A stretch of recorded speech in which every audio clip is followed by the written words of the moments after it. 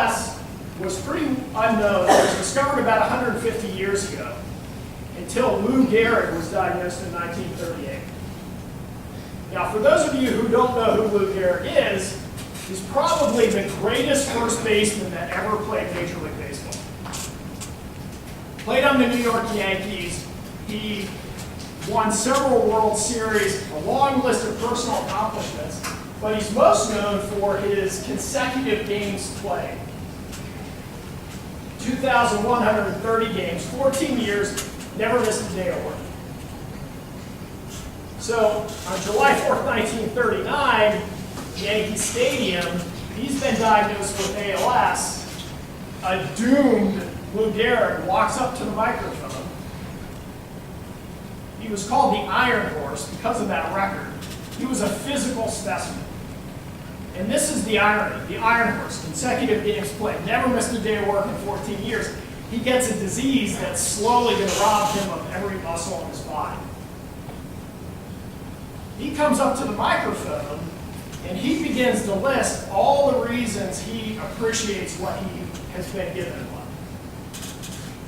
He comments about his other players on his team, his teammates, the other players he's played against, his wife, even his mother-in-law. And then he says, yeah, I consider myself the luckiest man in the world. This was sold-out Yankee Stadium. He was world famous. This was broadcast throughout the world. If you haven't seen this speech, I highly recommend it. It's out on YouTube. Go watch it. But the reason why I mention this is I think that the reason why it's important is it's a profound expression of appreciation, even facing the situation. It's a profound expression of appreciation that ultimately has, and these are the two themes I'm going to emphasize, appreciation and impact. The impact that he had on the world, especially people living with ALS, he gave us all a model on how to react to this disease. To do it with a certain attitude, to appreciate what you've been given. And his impact has been monumental. After I was diagnosed, my wife and I reacted the way you might think.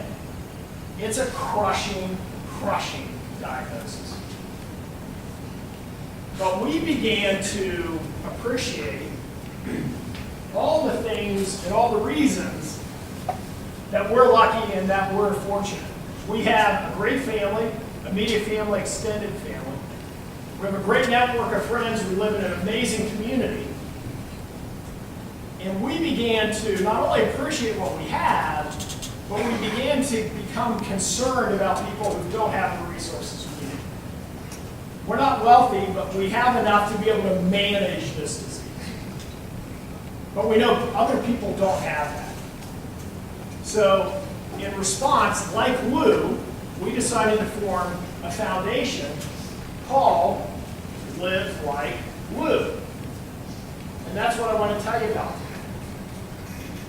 The foundation has a three-part mission. The first is to raise awareness of ALS. So I do a lot of this public speaking. I like to get the word out. Even when I was diagnosed, contemporaries of mine, educated professionals, said, yeah, I kind of know what it is. It's bad. I think Lou Gehrig died from it, but they didn't really know much about it.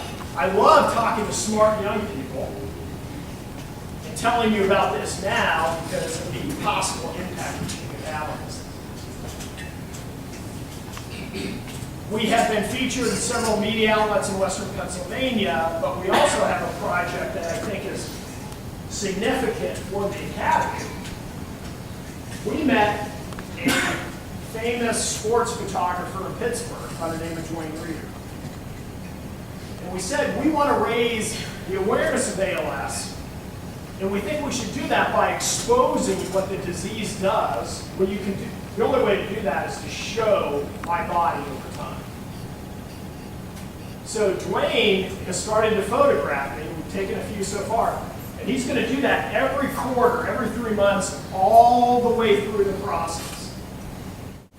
And we'll see that the effects of the disease on my body, we call it a journey of strength, because all of those t-shirts are going to depict institutions that have been significant in my life, that I've gotten a great deal of strength from. And we're starting with a clump step. Our goal, my wife and I, is to leave ALS better than we found it, to have an impact. It may not be time for me, but if we can help the next guy, that's significant.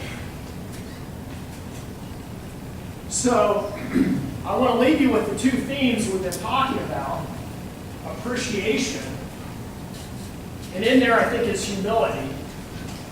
No matter how successful you guys are, you're not going to have done it on your own. And I think from a position of appreciation / humility, I think the average person is in a better stance to extend themselves, to try to make an impact.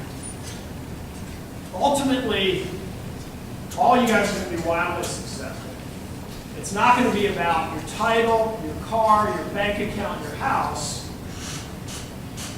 Like Bo Dixon, like Tim Golding, like Lou Gehrig, it's going to be about the impact that you have.